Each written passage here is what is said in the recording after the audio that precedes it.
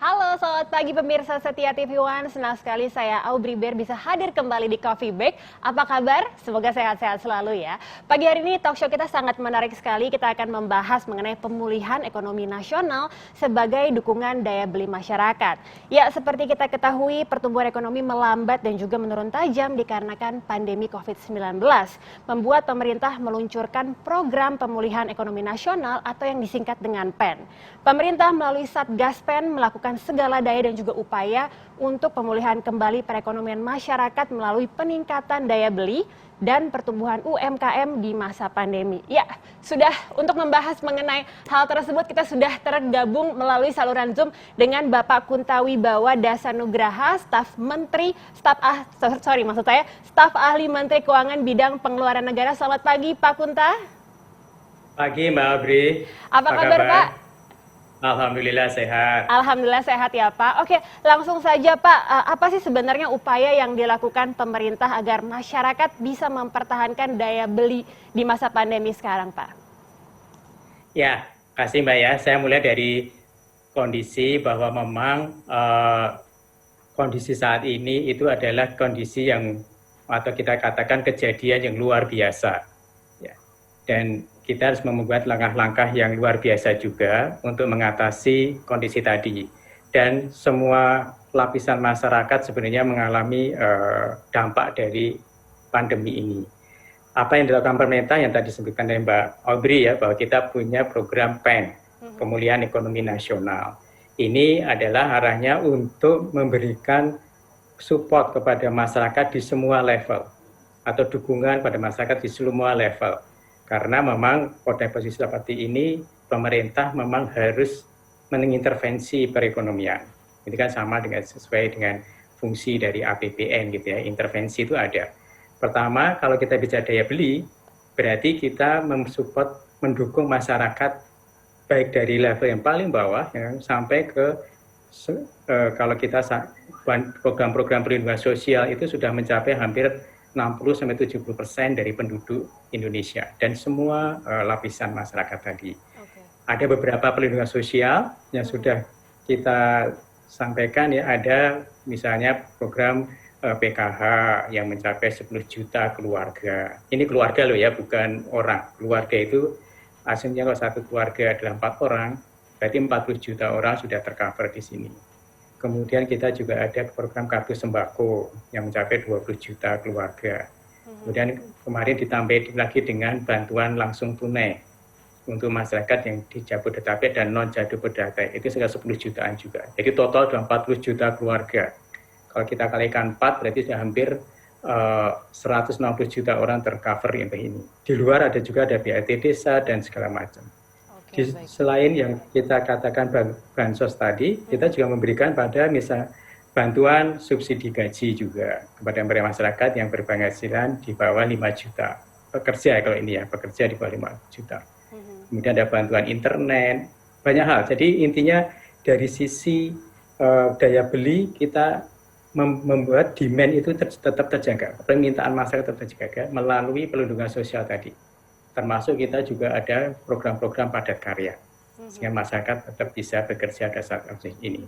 Iya. Itu Mbak Aubry secara garis besar. Oke, untuk hal selanjutnya adaptasi apa nih Pak yang perlu dilakukan masyarakat di masa pandemi seperti ini? Ya, adaptasi yang memang kita ini, yang tadi saya katakan karena ini kejadian luar biasa, ini telah merubah pola hidup kita, kehidupan baru gitu, new normal kalau kita bicarakan.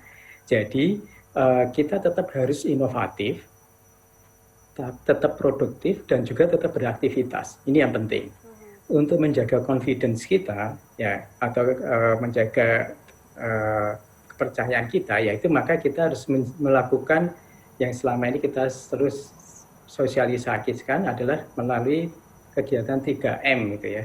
Yang memakai masker, mencuci tangan, dan menjaga jarak. Ini lebih efektif dalam arti kita tetap beraktivitas, tetap produktif, tapi tetap lakukan inovasi ya, dalam arti mungkin ada beberapa kegiatan yang saat ini tidak bisa atau saya tidak bisa belum berkembang gitu. Tapi ada yang inovatif misalnya UMKM yang kemudian masuk ke dalam penjualannya melalui online atau melalui platform. Itu kan kalau kita evaluasi penjualannya justru meningkat melalui itu gitu. Tapi kalau yang manual dalam arti buka toko mungkin masih sangat terbatas. Jadi untuk menjaga ini tetap kita harus melakukan berbagai upaya untuk inovasinya banyak sih macam-macam ya. Kalau kita lihat misalnya UMKM sekarang ada yang makanan minuman itu masih meningkat sangat tajam. Kemudian ada saya melihat beberapa UMKM sekarang untuk tanaman karena orang sekarang itu karena di rumah saja jadi suka tanaman ya Pak ya. Betul, tinggal di rumah akhirnya tanaman itu laku. Jadi hobi baru ya Pak. Iya, hal-hal ini menurut saya perlu nanti lama-lama akan terbentuk gitu kehidupan normal. Tapi yang 3M itu tetap harus dijaga. 3M itu terus kita lakukan. Ya. Oke, nah namun kan mungkin ada beberapa pemirsa Setia TV yang sebenarnya belum tahu apa sih program PEN itu, mungkin bisa dijelaskan lebih detail lagi Pak. Jadi kalau kita sampaikan ya program PEN yang tadi saya katakan, intinya adalah pemerintah karena kondisi yang semua orang terkena dampak, pemerintah itu memberikan stimulus pada perekonomian. Ya. Kita ingin menjumpstart ekonomi karena kondisinya masih tadi disampaikan kita ada lagi kontraksi di bawah, maka kita ingin menjumpstart ekonomi. Yang dilakukan ada 3 hal sebenarnya. Pertama kesehatan, karena memang mulainya kontraksi ini kan di sisi kesehatan. Kenapa kesehatan? Karena pandemi ini belum ada obatnya, menyebar dengan sangat cepat dan juga ada kematian di sana gitu, menimbulkan ada kemungkinan akan kematian. Akibatnya ada PSBB gitu, ada PSBB yang membuat masyarakat itu terbatas geraknya. Karena itu banyak ekonominya mulai turun. Maka pemerintah memberikan stimulus di sini. Dari sisi kesehatan, kita biayai pandemi, kemudian dari sisi stimulusnya yang disampaikan dari demand-nya, menjaga daya beli masyarakat, kemudian dari sisi produksinya, kita tetap menjaga dunia usaha, baik UMKM sampai ke besar untuk tetap survive. Itu Mbak, secara garis besar ini ya PEN itu. Oke Pak Kunta, kita tahan dulu ya Pak, usai jeda kita akan kembali lagi tetap di Coffee Break. Makasih.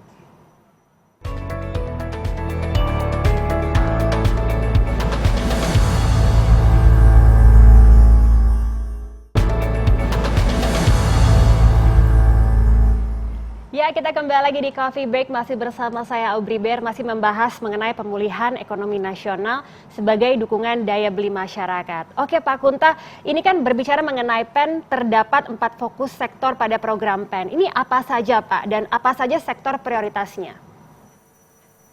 Ya Mbak, sebenarnya kalau kita bicara sektor ya, itu ada kita melihat beberapa yang memang punya akses yang lebih luas, tapi intinya sebenarnya semua UMKM kita support gitu ya, semua UMKM kita support untuk itu.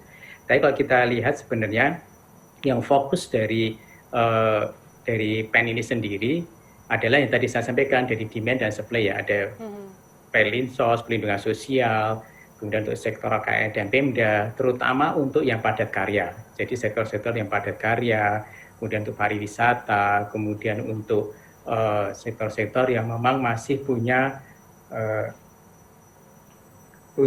prospek untuk meningkat. Kemudian untuk UMKM sendiri dari semua sektor ada di sana, termasuk yang kecil-kecil.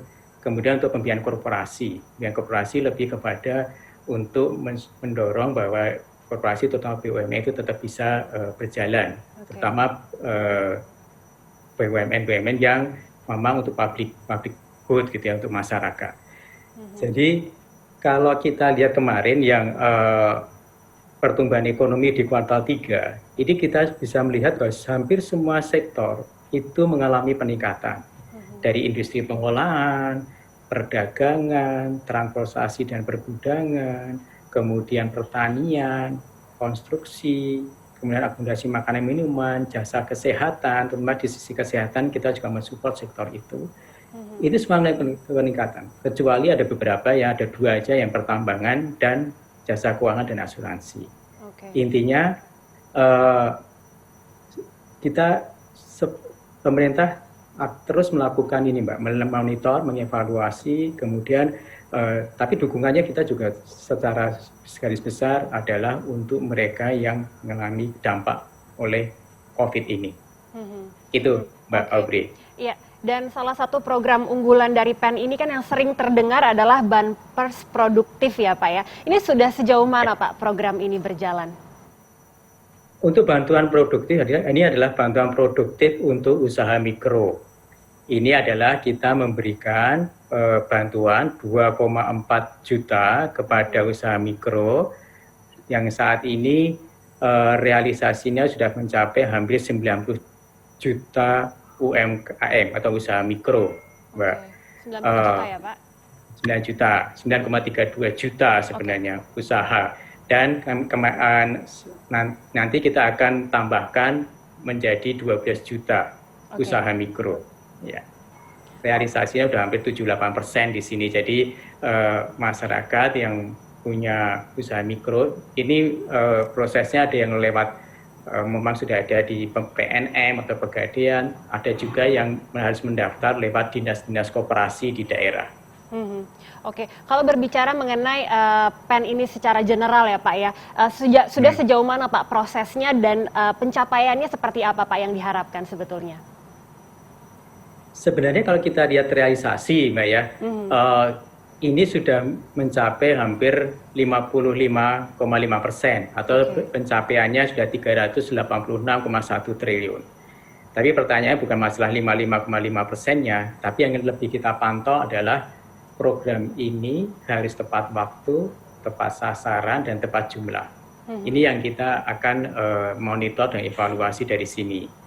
Kalau kita lihat misalnya perlindungan sosial, ini kan sudah mencapai hampir 80%. Ini kita benar-benar melihat mereka harus tepat sasaran. Maka kita mensyaratkan bahwa penerima manfaat itu harus mempunyai rekening, sehingga betul-betul ke orang tersebut. Ini yang mungkin perlu waktu itu yang ada beberapa yang kemarin ada misalnya bantuan subsidi upah, kita harus mengumpulkan dulu rekening, termasuk yang tadi Mbak Audrey bilang masih bantuan produktif untuk usaha mikro. Ini juga kita harus membuat mereka mendaftarkan atau mempunyai rekening sehingga kita bisa memberikan uang itu direct dari Kementerian Keuangan langsung ke rekening tersebut. Ini yang membuat perlu waktu, tapi sekarang sudah mulai settle dan kita justru dengan krisis atau dengan kondisi ini, pandemi ini kita punya database yang sangat bagus, hampir sampai 60% atau 70% penduduk Indonesia dan ada rekeningnya semua. Sehingga ini menjadi kita harus memaintain data ini. Iya.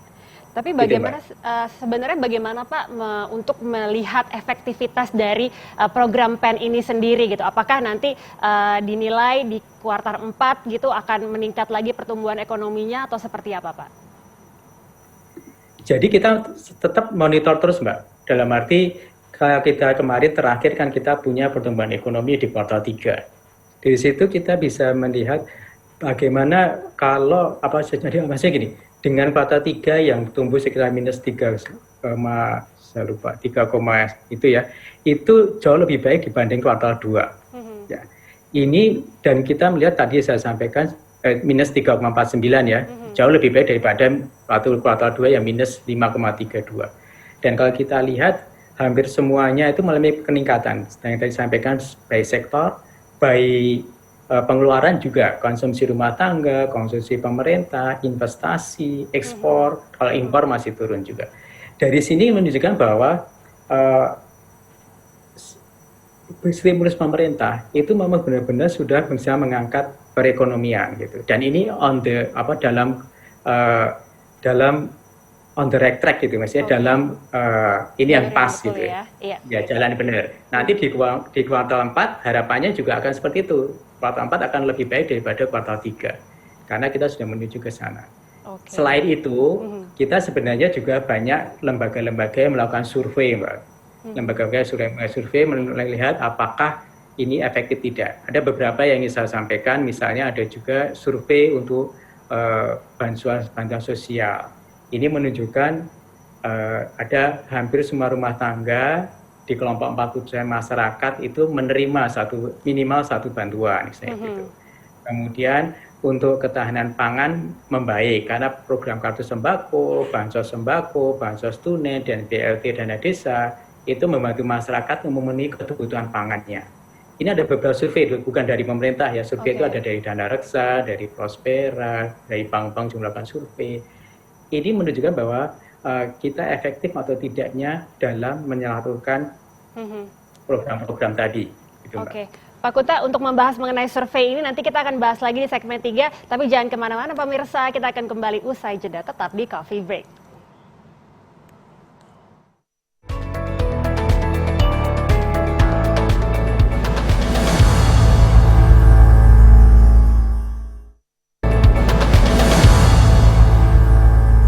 Ya, kita kembali di Coffee Break, masih bersama saya Aubri Ber, masih membahas mengenai pemulihan ekonomi nasional sebagai dukungan daya beli masyarakat. Oke Pak Kunta, mungkin bisa dijelaskan kembali Pak mengenai survei-survei yang sudah dilakukan untuk melihat efektivitas dari PEN itu sendiri. Ya, makasih Mbak Aubri, saya garis besar aja ya. Intinya ada beberapa lembaga telah melakukan survei, saya nggak belum menyebutkan lembaga tersebut. Dan ini mereka melakukannya beberapa kali survei dengan sampel yang sama, jadi ini continuous gitu ya. Ini menunjukkan bahwa program-program perlindungan sosial kita itu memang sangat dibutuhkan masyarakat dan memang memperbaiki daya beli mereka. Tapi tidak hanya digunakan untuk membeli pangan, tapi juga membantu membeli seperti peralatan sekolah, termasuk bahan pangan ya, sehingga ini menunjukkan bahwa ini sudah tepat sasaran, daya beli masyarakat sudah terdongkrak dengan adanya bantuan-bantuan tadi. Termasuk kita tadi yang saya sampaikan, ternyata pembagian bantuan tadi ini juga meningkatkan tambahan rekening di dalam perbankan. Ini kalau kita istilahkan itu meningkatkan inklusi keuangan gitu, bahwa orang-orang yang punya akses ke perbankan itu menjadi semakin besar. Termasuk yang kalau kita lihat program kartu prakerja yang ada surveinya juga menunjukkan bahwa 85% mereka yang penerima kartu prakerja itu menyatakan bahwa dia bisa meningkatkan kompetensinya, dan juga bahwa yang penerima kartu prakerja itu adalah usia muda, ada yang menganggur dan pendapatan rendah. Jadi hal-hal inilah yang kita terus pantau dan kita monitor, Mbak, supaya kita bisa mengatakan atau meyakini bahwa program-program tadi memang efektif untuk membantu masyarakat dan sesuai dengan tujuan kita. Nah, ada yang untuk benar-benar untuk orang miskin, benar-benar untuk yang mungkin yang PHK, kemudian mereka yang mungkin gajinya turun dengan adanya subsidi gaji, kemudian untuk yang UMKM itu lebih ada yang subsidi bunga, untuk yang existing berarti kan, kalau yang baru untuk modal kerja kita ada bantuan produktif, kemudian kalau dia ingin banknya supaya tetap bisa menyalurkan kredit, kita punya penjaminan, sehingga mereka tetap bisa menyalurkan kredit pada usaha-usaha mikro tadi. Ini Pak secara garis besar dari tadi. Ya. Nah, berbicara mengenai program PEN ini sendiri, sampai kapan Pak program ini akan berlangsung? Kita sebenarnya gini Mbak, kalau dari Undang-Undang Nomor 2 yang kemarin Perpu, kemudian jadi Undang-Undang, itu sudah disampaikan bahwa ini sampai tahun 2022, gitu ya. 2023 kita akan kembali normal. Harapannya seperti itu ya, pada waktu itu. Tapi kan sekarang kita ketidakpastian itu masih ada, dan semua negara di dunia juga mengalami itu. Ya, tapi kita juga mulai yakin bahwa kehidupan baru itu akan menjadi, kita terbiasa dengan kehidupan baru seperti ini, sehingga harapannya nanti 2021 kita tetap pemerintah memberikan stimulus yang besar, maka defisitnya juga masih melebar ke 5 di atas ini ya, di atas 3%, masih 5,7% dari PDB kita. Nanti 2022 kadang nggak bisa, mungkin langsung istilah orang Jawa itu langsung turun drastis atau jeglek gitu kan nggak bisa. Berarti nanti akan smooth ke 2022 mungkin masih di atas 3%, dan nanti 2023 baru kembali defisit ke 3%. Itu harapannya ekonomi sudah jauh lebih baik dan pandemi ini bisa kita lalui. Itu secara garis besar, Mbak.